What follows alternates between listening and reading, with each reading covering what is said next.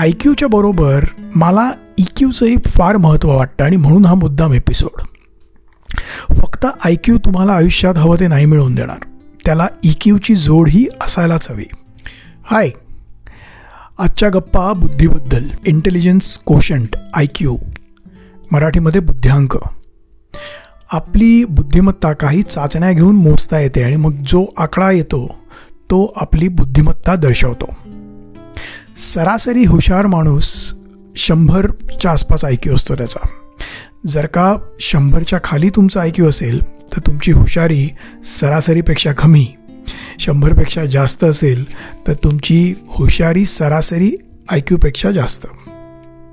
पण प्रख्यात American psychologist David वेशलर यांचं म्हणणं आहे की फक्त ह्या चाचण्या घेऊन जी बुद्धिमत्ता तुम्हाला दिसते त्यावर फक्त तुमची बुद्धिमत्ता अवलंबून नाही आहे, तर तुम्ही नातेसंबंध कसे जपता, सारासार तुम्ही विचार कसं करता, आजूबाजूच्या परिस्थितीशी तुम्ही कसं जुळवून घेता, यावरही तुमचा आय क्यू ठरतो. ॲक्च्युली ज्या आय क्यूच्या चाचण्या होतात त्याच्यात तुमची एखादी समस्या सोडवण्याची क्षमता मोजली जाते. काही माहिती तुम्हाला लक्षात ठेवण्याची किती क्षमता आहे यावरती तुमचा बुद्ध्यांक ठरतो. ChatGPT तुम्ही ऐकलंच असेल. आज ChatGPTचा आय क्यू 155 आहे. जबरदस्त बुद्ध्यांक असलेली टेक्नॉलॉजी आहे ती. आय क्यूच्या बरोबर मला ई क्यूचंही फार महत्त्व वाटतं आणि म्हणून हा मुद्दाम एपिसोड. फक्त आय क्यू तुम्हाला आयुष्यात हवं ते नाही मिळवून देणार, त्याला ई क्यूची जोडही असायलाच हवी. ई क्यू म्हणजे इमोशनल कोशंट किंवा इमोशनल इंटेलिजन्स. आता पाहूया ई क्यू म्हणजे एक्झॅक्टली आहे काय. इमोशनल इंटेलिजन्स म्हणजे तुमची भावनिक बुद्धिमत्ता. तुम्हाला तुमच्या भावना कळतायत का, त्यावर तुमचं नियंत्रण आहे का, तुम्ही कंट्रोल करू शकताय का, त्याचा योग्य वापर करू शकताय का, ह्याची क्षमता तुम्हाला इमोशनल इंटेलिजन्समुळे ओळखता येते. आणि आज स्ट्रेस फ्री जगण्यासाठी, एक सकारात्मक जगण्यासाठी आपल्याला आपला ई क्यू पण अतिशय चांगला असणं हे गरजेचं आहे. डॅनियल गोल्डमन यांच्या 1995 साली इमोशनल इंटेलिजन्स ह्या एका बेस्ट सेलिंग पुस्तकाच्या प्रकाशनामुळे जनमानसापर्यंत ई क्यू पोचला. ई क्यूची चर्चा त्याच्या काही आधी वर्षांपासून होती, नाही असं नाही, पण त्यांच्यामुळे तो प्रचलित झाला. ई क्यू ओळखण्यासाठी त्या माणसाच्या स्वभावावर, त्याच्या इतर वैशिष्ट्यांवरती फोकस केला जातो. ज्या माणसाचा ई क्यू चांगला आहे त्याला समोरच्या माणसाशी न बोलता त्याच्या वागण्यावरून, त्याच्या बॉडी लँग्वेजवरून त्याच्या मानसिक स्थितीचा अंदाज घेता येतो, त्याच्या भावनिक गुंतागुंतीबद्दल तो अंदाज करू शकतो. आणि म्हणून चांगला ई क्यू असणं हे एक इफेक्टिव्ह लीडरशिपसाठी अतिशय महत्त्वाचं आहे. काही तज्ज्ञांचं असं म्हणणं आहे की ई क्यू हा आय क्यूपेक्षा जास्त महत्त्वाचा आहे. तर काही असं समजतात की ज्यांचा ई क्यू चांगला असतो त्यांचा आय क्यू हा चांगला असतोच. चांगला ई क्यू हा चांगल्या आय क्यूला कारणीभूत होतो.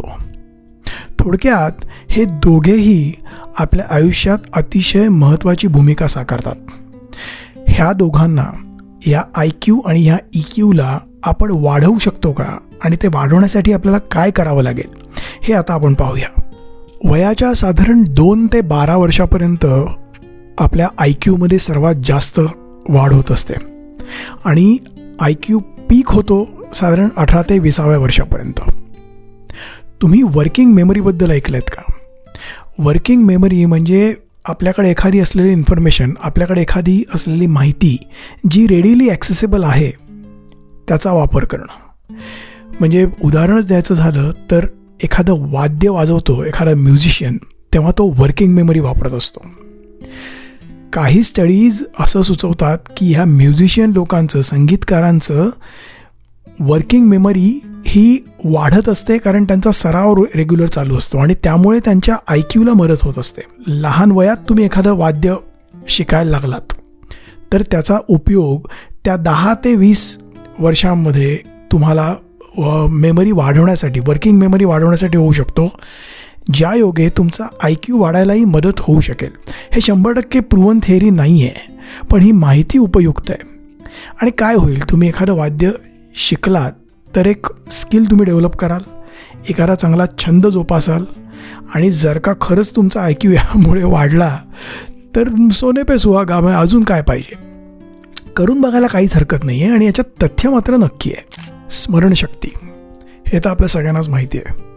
स्मरणशक्ती जर का तुम्ही वाढवली तर तुमचा IQ वाढू शकतो.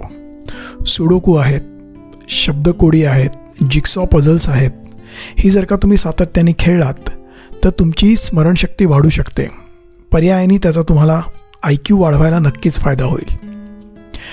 लहान वयात जर का तुम्ही एखादी भाषा शिकलात तर त्याचाही तुम्हाला वर्किंग मेमरी वाढवायला उपयोग होतो, जसं आपण मगाशी बोललो. ज्यायोगे तुमच्या विचारांमध्ये एक मानसिक लवचिकताही येते. भाषा शिकण्याचे फायदे अगणित आहेत. वाचन, दुर्दैवाने आपल्या सगळ्यांच्या आयुष्यातनं वाचन हळूहळू संपत चाललं आहे. पण फक्त अर्धा तास जरी रोज तुम्ही ठरवून वाचन केलं ना सातत्याने, त्याचे फायदे प्राइसलेस आहेत. म्हणजे आपण सांगू शकणार नाही, इतका आमूलाग्र बदल तुमच्या आयुष्यात ते घडवू शकतात. थोडं अजून पुढे जाऊन एक्झिक्युटिव्ह कंट्रोल ॲक्टिव्हिटीज हेही कारणीभूत आहेत तुमचा IQ वाढवायला. स्क्रॅबल तुम्ही खेळला असाल, पिक्शनरी खेळला असाल, हे खेळ एक्झिक्युटिव्ह कंट्रोल ॲक्टिव्हिटीजमध्ये मोडतात. म्हणजे कसं आहे, एखादी खेळी होते, मग समोरचा ती त्याच्यावरती दुसरी खेळी करतो, मग तुम्ही थोडं थांबता, त्यावर विचार करता, तुमची पुढची मूव्ह ठरवता. असं सातत्याने चालत राहतं. तुम्हाला वेळोवेळी तुमचा गिअर बदलायला लागतो आणि तुमची एक एक मूव्ह तुम्हाला तुमच्या प्रॉब्लेम्स सोडवण्यापर्यंत घेऊन जात असते. ह्या ॲक्टिव्हिटीजचा तुम्हाला तुमचा IQ वाढवायला खूप मदत होते. सतत शिकत राहणं, एक लर्निंग मोडमध्ये असणं, ह्याचाही IQला अगदी वादातीत फायदा होतो. इनफॅक्ट असं म्हणतात की ज्यांचा IQ जास्त आहे ती लोकं शिकण्यात जास्त काळ घालवतात. 1 वर्ष फॉर्मल एज्युकेशन जर का तुम्हाला मिळालं तर त्या 1 वर्षामुळे तुमच्या IQमध्ये 1 ते 5 पॉईंट्सची वाढ होऊ शकते. इतकं शिकणं महत्त्वाचं आहे. हे झालं फॉर्मल शिकणं. पण एक सतत एक लर्निंग मोडमध्ये असणं, तुम्ही काय करताय ते 2 मिनटं बाजूला ठेवा, पण एक शिकण्याची वृत्ती जोपासणं, ह्याचाही तुम्हाला तुमचा IQ वाढवायला डेफिनेटली मदत करतं. हे सगळं झालं IQबद्दल. आता EQबद्दल बोलूया. असं म्हणतात की तुमचा पहिला जॉब तुम्हाला मिळेल तुमच्या शैक्षणिक पात्रतेनुसार, पण त्या जॉबमध्ये प्रमोशन होईल जर का तुमचा EQ चांगला असेल तरच. हार्वर्ड बिझनेस स्कूलच्या स्टडीजनुसार 71% एम्प्लॉयर्स हे उमेदवाराच्या टेक्निकल स्किलपेक्षा EQला जास्त महत्त्व देतात. 90% हाय परफॉर्मर्स ह्यांचा EQ हा चांगला असतोच. त्यांचा तो चांगला EQ त्यांच्या चांगल्या परफॉर्मन्सला कारणीभूत असतो. EQ तुमचा चांगला असेल तर तुम्ही परस्पर नातेसंबंध जोडू शकता, दुसऱ्याला इन्फ्लुएन्स करू शकता, त्यावर प्रभाव पाडू शकता. लीडरशिप क्वालिटीजमध्ये तर EQचा नंबर फार वरचा लागतो. थोडक्यात फक्त IQवर भर देऊन चालणार नाही, EQ वाढवण्याशिवायही पर्याय नाही आहे. जर का आपल्याला यशस्वी व्हायचं असेल आयुष्यात तर आपल्याला EQवरही काम करावंच लागेल. पाहूया आता आपण EQ आपण कसा वाढवू शकतो ते. चांगला EQ डेव्हलप असलेला माणूस पटकन रिॲक्ट होणार नाही, विचार न करता बोलणार नाही, रागाच्या भरात काहीतरी वेडवाकडं करून जाणार नाही किंवा समोरच्याला वाईट पद्धतीने दुखावणारही नाही. EQ तुमचा जर का वाढवायचा असेल तर तुम्हाला स्वतःची संपूर्ण एक ओळख होणं हे महत्त्वाचं आहे. तुमच्या भावना तुम्हाला कळणं महत्त्वाचं आहे. तरच त्या तुम्हाला कंट्रोल करता येतील, त्या तुम्हाला योग्य प्रकारे वापरता येतील. आणि हे EQचं फाउंडेशन आहे. स्वतःच्या भावना ओळखता येणं, स्वतः माणूस म्हणून आपण काय आहोत ते ओळखता येणं. त्यासाठी उत्तम पर्याय म्हणजे जर्नलिंग. जर्नलिंग जर का तुम्ही चालू केलं, कसं करायचं, दिवसाअखेर जे काय घडलं आहे त्याचं एक थोडक्यात वर्णन लिहून काढायचं.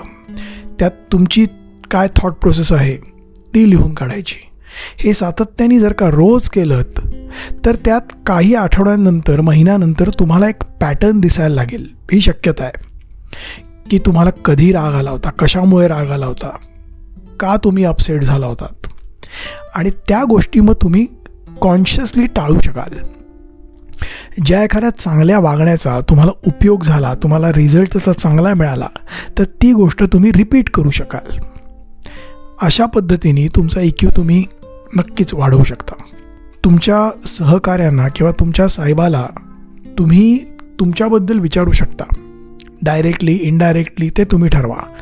पण ह्याच्यात तुम्हाला तुमचे काही स्वभावाची वैशिष्ट्य कळतील, तुमचे काही स्ट्रेंथ्स, तुमचे विकनेसेस कळतील. एखाद्या वेळेस एखादं अनपेक्षित उत्तरही मिळेल. त्यासाठी आपली तयारी असली पाहिजे. ॲक्टिव्ह लिसनिंग हे एक अतिशय महत्त्वाचं आहे. पुन्हा एकदा हार्वर्ड बिझनेस स्कूलच्या रिसर्चनुसार फक्त 10% लोक ॲक्टिव्ह लिसनर आहेत. बाकी लोकांना वाटतं आपण ऐकतोय, पण त्यांच्या आजूबाजूच्या गोंगाटामुळे, स्वतःच्याच डोक्यातल्या विचारामुळे हे कायम डिस्ट्रॅक्शन होत असतं. जेव्हा तुम्ही ॲक्टिव्ह लिसनिंग करता ना, तेव्हा ॲक्च्युली स्पीकरशी तुम्ही कनेक्ट होता. त्याच्या भावनांचं, त्याच्या विचारांचं अगदी परफेक्ट तुम्हाला आकलन होऊ शकतं. So active listening helps in building good EQ. हा एक विचारही महत्त्वाचा आहे. कधीतरी एखाद्या अनपेक्षित प्रतिक्रियेबद्दल तुम्ही दिलेल्या क्षणभर थांबून विचार करा की एक्झॅक्टली काय ट्रिगर झालं होतं. त्या वेळेला ते कळणार नाही, पण थोडं थांबलात, त्याबद्दल विचार केलात तर हे कळू शकेल. कधीकधी काही वेळाने आपल्याला गोष्टी आठवत नाहीत. हे थोडं कॉन्शियसली प्रयत्नपूर्वक केलं तर जमू शकतं. इमोशनल इंटेलिजन्स वाढवायचा असेल ना, तर थोडी एम्पथी आपल्याला वाढवायला पाहिजे, थोडी आपली संवेदनशीलता वाढवली पाहिजे. ज्यायोगे आपल्या कामाच्या ठिकाणी आपण एक हाय परफॉर्मिंग टीम बनवू शकू. असं रिसर्च सांगतो की हे शक्य आहे. EQ वाढवायला काही कोर्सेस किंवा ट्रेनिंगही घ्यायला हरकत नाही आहे. कसं आहे ना, ह्या IQ आणि EQ या दोन्हीचं आपल्याला आपल्या वैयक्तिक, सामाजिक, सार्वजनिक आयुष्यात, आपल्या काम करतो त्या आयुष्यात सगळीकडे उपयोग होतं. हे स्किल असं आहे की आपण ते लहानपणापासून डेव्हलप करण्याकडे आपण लक्ष खरं तर दिलं पाहिजे. पण मला आठवत नाही असं कोणी EQबद्दल माझ्या लहानपणी किंवा माझ्या तरुणपणी मला काही कोणी ॲक्टिव्हली सांगितलं आहे. पण तुमच्या ओळखीत तुम्ही हे सांगा. तुम्ही तरुण आहात, तुम्ही याचा ॲक्टिव्हली विचार करा. आणि हा एपिसोड ऐकता ऐकता जर का तुम्हाला तुमच्याबद्दल थोडासा जरी अंदाज आला असेल तर मला कॉमेंट्समध्ये कळवा की तुमचा EQ चांगला आहे आजच्या घडीला का IQ. तुम्हाला कशावर काम करायला लागेल, काय काम करायची गरज आहे, याचा थोडाफार तुम्हाला अंदाज आला असेल तर I will be really happy. आणि तुमच्या किमान एक मित्र किंवा मैत्रिणीला हा एपिसोड शेअर करा आणि त्यांनाही हाच प्रश्न विचारा IQ आणि EQ बद्दल. So thank you very much. भेटूया लवकरच.